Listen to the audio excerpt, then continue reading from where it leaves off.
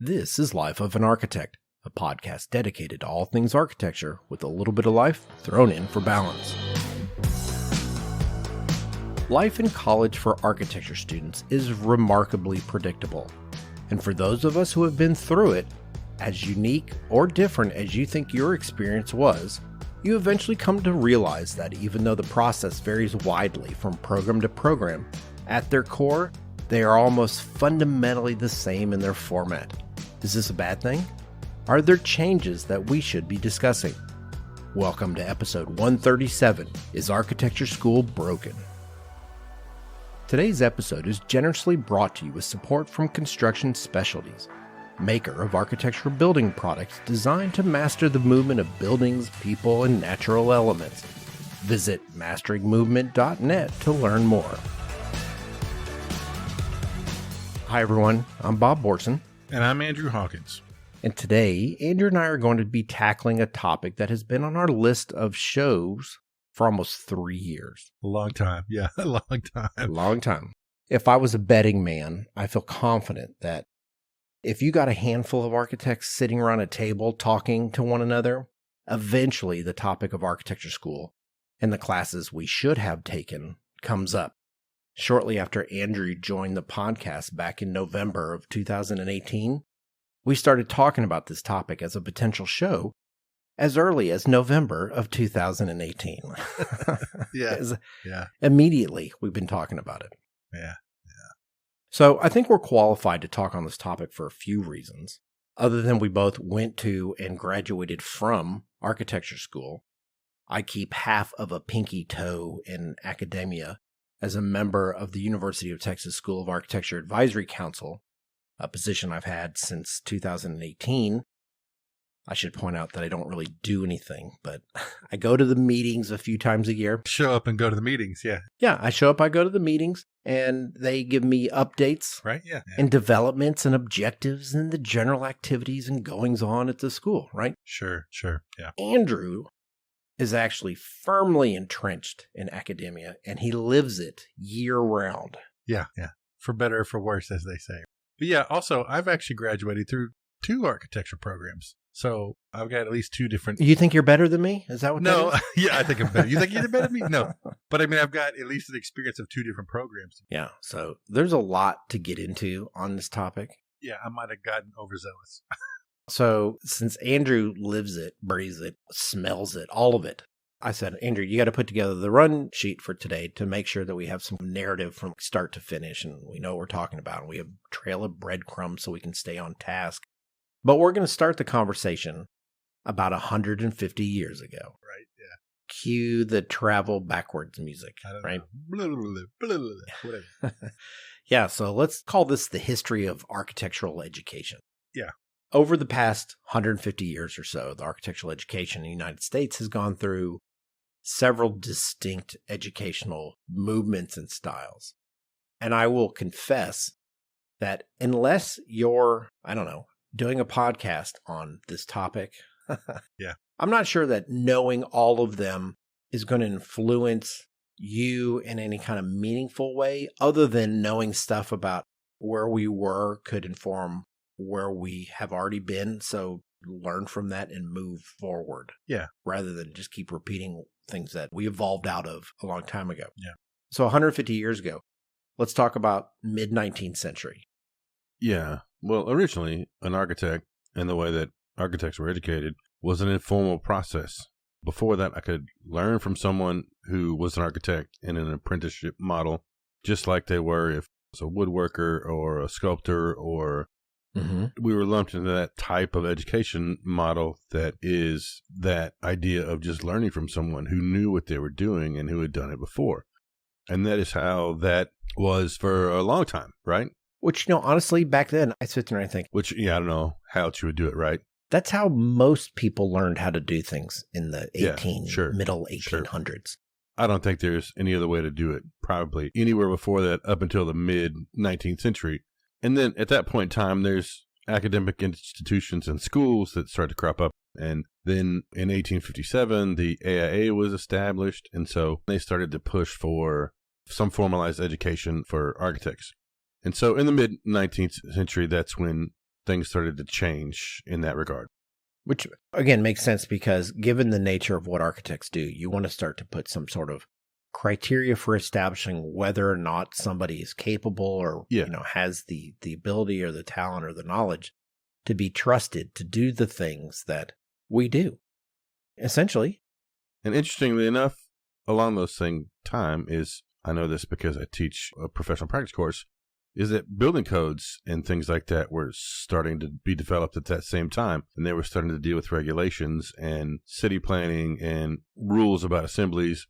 Mm-hmm. So there was all these rules starting to come up at that time about things becoming more structured, about things that we do as architects, and about things that we have to know and have to do. The other big issue is the next thing that happened was the influence of the Beaux-Arts style of education. Wait, hold on. Before we get into that one, I don't think we did gloss over it, but the idea that as building codes start to come on board and these criteria for evaluation to make sure that things are being done a certain way. Yeah. Mm-hmm. The fact that was happening and at the same time, a formalization of academic institutions for the education of an architect start to come on board.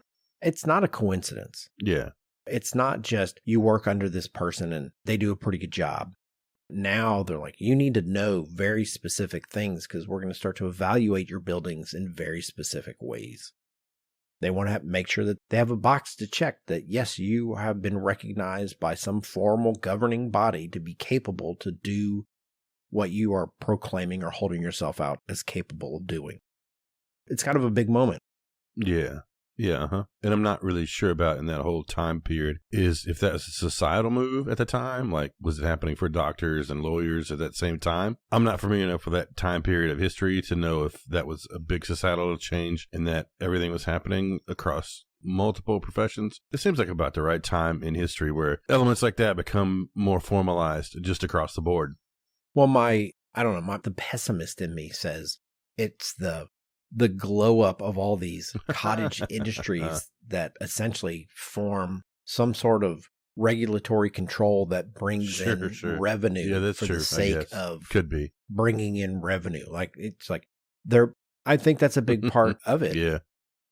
Now, of course, I'm sure that if I went and did some research, I could probably find some corollaries in almost any governed profession that somewhere along the way, you're going to have to pay your 30 pieces of silver to be able to say that you're capable of doing the thing that in the previous 1700 years of mankind we were doing. Yeah, nobody needed, right? Yeah, I'm pretty sure that's true. All right, so let's move on to late 19th century, early 20th century, where I cut you off, the Beaux-Arts influence.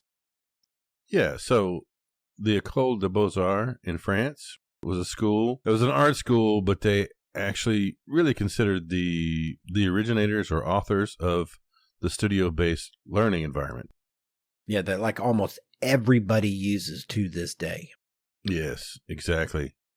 In that instance, they were much more in the true Beaux-Arts style. They were focused on teaching people to follow and replicate the classic structures and the classic forms of the past. It was a very rigid education, but it was all in a studio-based environment. And so at the time, there was even a lot of famous American architects that went over there to learn in that environment and then came back to create some of the more classic architectural projects here in the States. People like McKim Mead and White or Richard Morris Hunt or other folks like that went over there to study and then came back and created some of the more classical projects that are still in existence today.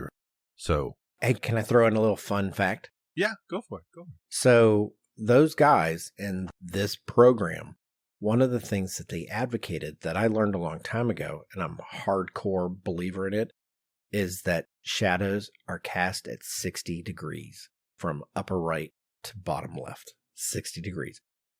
Yeah. And so like in my AutoCAD drawings, I used to try to bake in much of these, classical architectural graphic principles that I can. And I used to always hate when people would indicate glass with 3 slashes, like little lines. One slash, it's 1x. The next slash is like 1.5x and then another 1x slash. And I would go, nope, solid lines across, and it would be a different pattern in every piece of glass. And it was always 60 degrees from upper right to lower left. Mm-hmm. So there you go. Little fun fact, little fun graphic fact for you. Okay. That's funny. But the thing is, really, in a way, that is still mostly the basis for what we do. Mm-hmm. Everything, the way that architecture is taught currently, is a modified version of learning that was introduced in the mid to late 1800s. Yep. But there are some things change, of course, the content possibly, but we still do this process of working and putting out work and having critiques and going through this whole process. It still works that way. I mean, we can talk about the different influences of Bauhaus and modernism and those kind of things, but really all we've changed is the thought behind what we're doing, but we haven't really changed the methodology of what we're doing. You know, we're not doing a Beaux-Arts style of replicating classic work, but we're still definitely doing it in that studio format. That system still exists. Well, okay. I bet everyone who has graduated from architecture school will say, yes, every design, like every class that they would consider a major class. We're not talking government 101 or 201. Yeah. None of those. I'm not talking about those. None of those. Your main architecture studios, your classes, your design classes, the one that you were in for 500 hours a week, they were all the same. They were all big open rooms with lots of desks and lots of students. Yes. Now, those spaces still exist. And I don't want to get in front of us. Those spaces still exist, and people have classes in them. People don't really work in them the same way that they used to back when I was in school and when you were in school. Both times for you. Yeah. Nice jab. Okay. All right. Let's keep going. Anyway, so not much has changed other than the theories and the ideas that are being taught to include different styles and those sorts of things. But modernism, postmodernism, Bauhaus, deconstructivism, whatever. The content has changed, but the format hasn't really changed.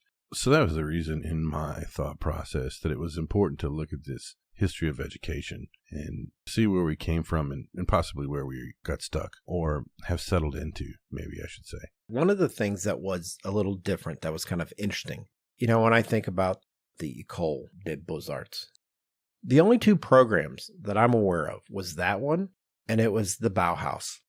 Yeah. Process. And how they said, we're going to design how the curriculum is built and what you study and what you focus on and how you go about that process and how do we look in these principles and how does that manifest itself in your work. Those were two singular moments that everything else was kind of a dot along the way. These were branches that went off in completely different directions. Big shifts, I guess I should say. Yeah. Yeah. The thing is I don't know, because this could be its own topic, quite honestly, but why one methodology of teaching became the way to do it. And like, why did the Bauhaus model not get adopted in a broad manner? Why didn't it go everywhere? Why was it not something that everyone goes, oh, this is fantastic? That's not this show, but that one, and that was mid 20th century. You could look back on that work now and go, that's some cool stuff, and they had ceramics, they had weaving, and they had architecture, and they had painting, glass work, and everything, right? All of it. And they looked at it as like, you're going to learn all of this stuff. You're not just going to go learn how to do a thing. So we're going to teach you a training and a methodology and a process and a way of thinking. Maybe it's because it was so involved. It involves so many different aspects that's why it was hard to replicate across the world or to other places, because not everybody either has the ability to include all that stuff or the desire. Well, it had to do with having the right kind of teachers, I think, as well. Like in that moment, those teachers existed in that capacity, as opposed to they went through a process and they turned into teachers that were those. Yeah, and I don't really know, but I feel like there's a part of me that feels like all those people that did that were a close-knit group, and they were like, hey, we're going to start a school. It was that sort of idea where they were all like of a like mind. That's also something I think that's really hard to replicate.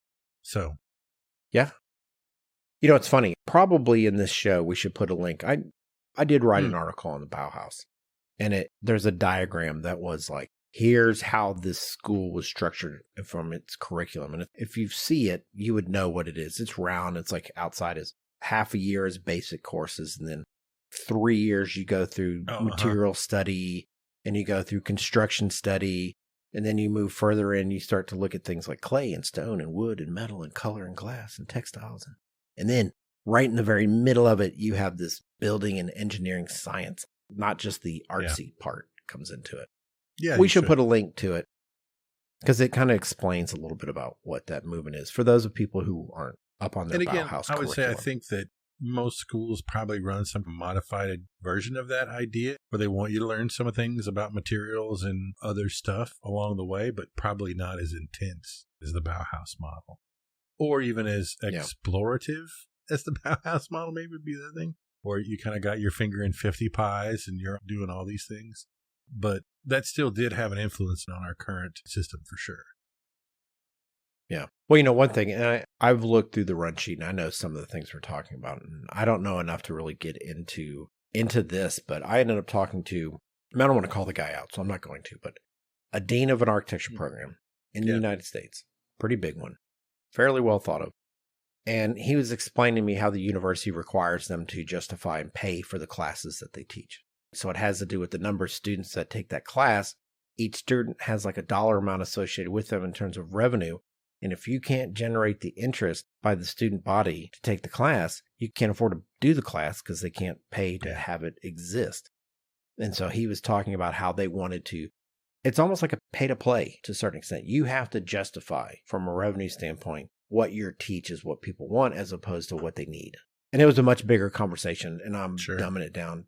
But it was the first time since I was never on that side of the table, like the side of the table you're on, my experience with architecture schools as a student, and then as a part of the advisory council where I get kind of here's the update. He was really talking about like, this is how architecture school function. Like if you lift the tablecloth up and look under the table, this that's is what kind you're of across see. the board.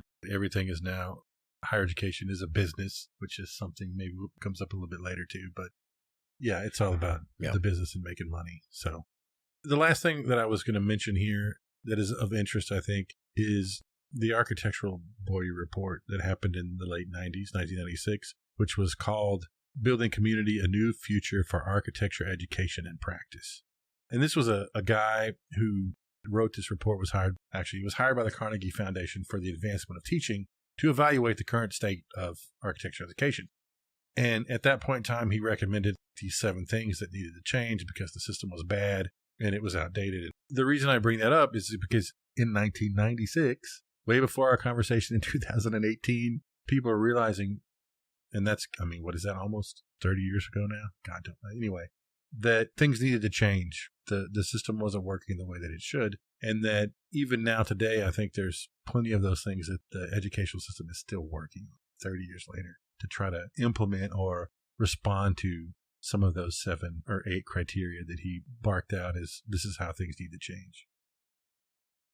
So let me ask you this, as someone who's in the system, does the Boyer Report ever come up in your round table discussions? Sometimes, not very often anymore, but early on, and when we start talking about trying to rework the pedagogy of things, it comes up. But it's not something that's constantly there. It gets mentioned every so often, but it's not a big looming thing that happens.